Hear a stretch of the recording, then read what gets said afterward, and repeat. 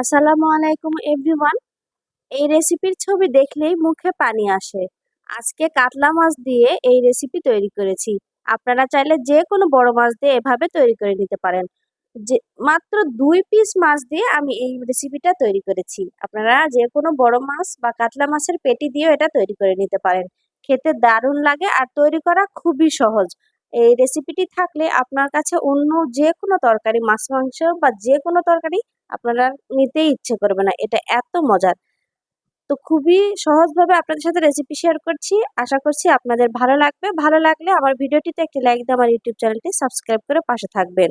এখানে আমি 2 পিস কাতলা মাছ ছোট ছোট টুকরো করে কেটে নিয়েছি। আর সাথে লেবুর রস দিয়ে দিলাম। দিয়ে সাথে লবণ, সামান্য পরিমাণ হলুদের গুঁড়া আর দিয়ে দিচ্ছি সামান্য পরিমাণ মরিচের গুঁড়া। দিয়ে এটাকে খুব ভালো করে মেখে নিতে হবে। মাছগুলো কিন্তু অবশ্যই এভাবে ছোট ছোট টুকরো করে কেটে নিতে হবে। যেহেতু মাছ ছোট করে কেটে নিতে হবে, তাই 2 পিস মাছ দিয়েই এই রেসিপি তৈরি করা যায়। এরপর আমি কড়াইটা ভালো করে গরম করে নিয়েছি, তেল দিয়েছি আর সামান্য একটু লবণ দিয়ে দিলাম। লবণ দিলে কড়াইয়ে যে কোনো কিছু ভাজতে গেলে, বিশেষ করে মাছ, তাহলে কড়াইয়ের তলাতে লেগে যাবে না।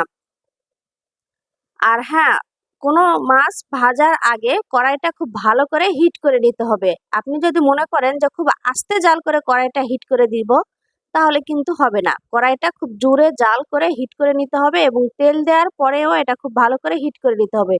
তাহলে মাছ ভাজলে আর সেই মাছ ভাজি কড়াইয়ের সাথে লেগে যাবে না। আর মাছটাকে কিন্তু বেশ কড়া করে ভেজে নিতে হবে। তো আমার মাছটা কড়া করে ভাজা হয়েছে, উঠিয়ে নিলাম। আর এবার দিয়ে দিলাম এখানে সরিষার তেল। এই রান্নাটা কিন্তু অবশ্যই সরিষার তেলে করতে হবে। আর এর সাথে দিয়ে দিচ্ছি 1 চামচের মতো কালো জিরা। কালো জিরা দেওয়ার পর আমি দিয়ে দিচ্ছি পেঁয়াজ কুচি। পেঁয়াজ কুচি একটু বেশি পরিমাণ দিতে হবে। দিয়ে এই পেঁয়াজটাকে খুব ভালো করে নেড়ে চেড়ে ভেজে নিতে হবে। আর একদম এভাবে কালো কালো করে ভেজে নিতে হবে, তবে হ্যাঁ, পুড়ে ফেলা যাবে না। এরপর এর সাথে দিয়ে দিচ্ছি স্বাদ মতো লবণ। এরপর দিয়ে দিচ্ছি জিরা গুঁড়া, তার সাথে দিয়ে দিচ্ছি হলুদের গুঁড়া, সাথে দিয়ে দিচ্ছি মরিচের গুঁড়া। মরিচের গুঁড়া একটু বেশি পরিমাণ দিচ্ছি।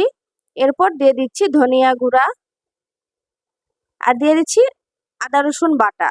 সবগুলো মশলাকে এবার আমি খুব ভালো করে একটু নেড়ে চেড়ে ভেজে নিচ্ছি। আর মশলা যেন পুড়ে না যায়, এই কারণে আমি এখানে একটুখানি পানি দিয়ে দিচ্ছি। আপনাদের মাছ যতটুকু সেই পরিমাণ ভাবে একই প্রসেসে আপনাদের স্বাদ অনুযায়ী মশলা ব্যবহার করবেন।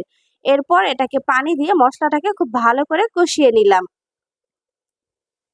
এরপর দিয়ে দিচ্ছি এখানে বড় সাইজের প্রায় 2টার মতো রসুন কোয়া খুলে নিয়েছি। আর দিয়ে দিচ্ছি বড় সাইজের একটি টমেটোর টুকরো করে। এর সাথে দিয়ে খুব ভালো করে মশলার সাথে এটাকে নেড়ে চেড়ে দিচ্ছি। এটাকে খুব ভালো করে একটু কষিয়ে নিতে হবে। আমি এর আগে ভিডিওতে বলেছিলাম যে আমি কলকাতায় আছি।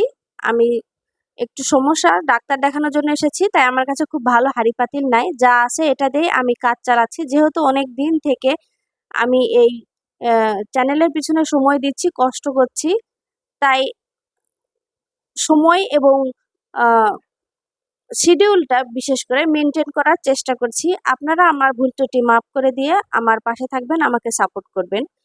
তো মশলাটা খুব ভালো করে কষিয়ে নেওয়ার পর আমি ভেজে রাখা মাছটাকে দিয়ে দিলাম আর একটু নেড়ে দিলাম।